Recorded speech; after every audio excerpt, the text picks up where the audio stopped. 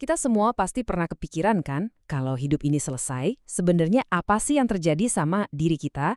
Nah, kali ini kita bakal coba lihat jawaban dari sudut pandang teologi Islam tentang gimana perjalanan kesadaran kita setelah kematian. Pertanyaannya mungkin kedengeran simpel, tapi coba deh direnungin. Apa yang terjadi sama aku ini setelah kita meninggal? Apa semua kenangan, perasaan, keunikan kita lenyap gitu aja?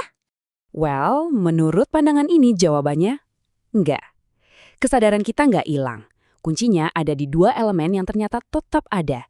Yang pertama adalah ruh atau jiwa, dan yang kedua adalah nafs atau diri. Keduanya ini bukannya musnah, tapi justru memulai sebuah perjalanan baru ke alam yang lain. Oke, biar gampang kita bedah satu-satu ya.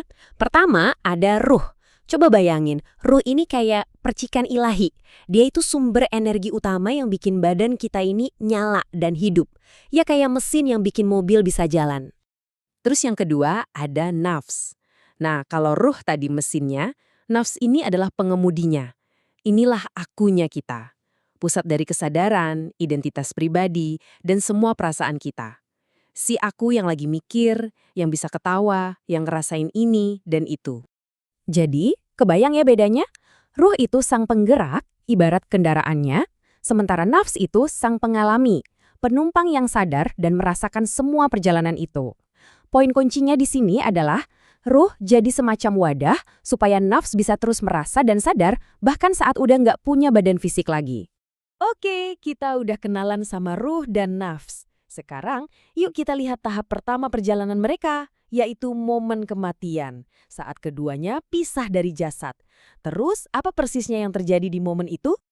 Prosesnya itu ada 3 langkah. Pertama, pencabutan, yaitu waktu ruh ditarik keluar dari jasad fisik. Lalu, pemutusan, koneksinya dengan tubuh diputus total. Tapi, dan ini nih bagian yang paling penting, terjadi penyatuan. Ruh dan nafs kita, alias kesadaran aku tadi, itu tetap nyambung, terikat erat. Artinya apa? Sederhana banget. Kesadaran aku itu ternyata nggak ikut mati. Identitas kita, perasaan kita, semua pengalaman kita, itu nggak hilang. Semuanya ikut terus bersama ruh ke perjalanan berikutnya. Oke, ruh dan nafs sudah pisah dari jasad. Pertanyaan selanjutnya, mereka pergi kemana? Nah, mereka ini memasuki tahap kedua, sebuah alam perantara yang disebut barzah. Jadi, barzakh ini apaan sih? Anggap aja kayak ruang tunggu. Sebuah pembatas antara kehidupan dunia yang kita kenal sama kebangkitan akhir nanti. Disinilah nafs kita, si diri yang sadar itu, mulai merasakan langsung konsekuensi dari semua perbuatan kita di dunia. Dan penting buat diingat ya, pengalaman di sini tuh bukan fisik lagi, karena jasad kan udah nggak ada. Semua rasa nikmat atau sengsara itu dirasain langsung sama kesadaran kita. Dan di alam barzakh ini, pengalaman tiap jiwa itu bisa beda banget. Ada 2 jalur yang kontras. Buat orang yang beriman, perjalanannya akan terasa lapang, penuh ketenangan, dan kenikmatan. Tapi sebaliknya, buat mereka yang ingkar atau banyak berbuat dosa, yang dirasakan justru kesempitan dan siksaan. Tapi, fase di barzakh ini nggak selamanya. Ini cuma semacam persinggahan aja. Sebuah jembatan yang membawa kita semua ke tahap pamungkas dari perjalanan besar ini, yaitu penyatuan kembali saat menjelang hari kebangkitan. Jadi coba kita rangkum ya seluruh perjalanannya. Kita mulai dari dunia, di mana ruh, nafas, dan jasad itu jadi satu kesatuan. Terus kita masuk ke barzakh, di mana ruh dan nafas jalan berdua, terpisah dari jasad. Sampai puncaknya di hari kiamat saat ruh dikembalikan lagi ke jasadnya semula dan nafs kita pun jadi utuh kembali di dalam tubuh untuk menghadapi kebangkitan dan pengadilan terakhir.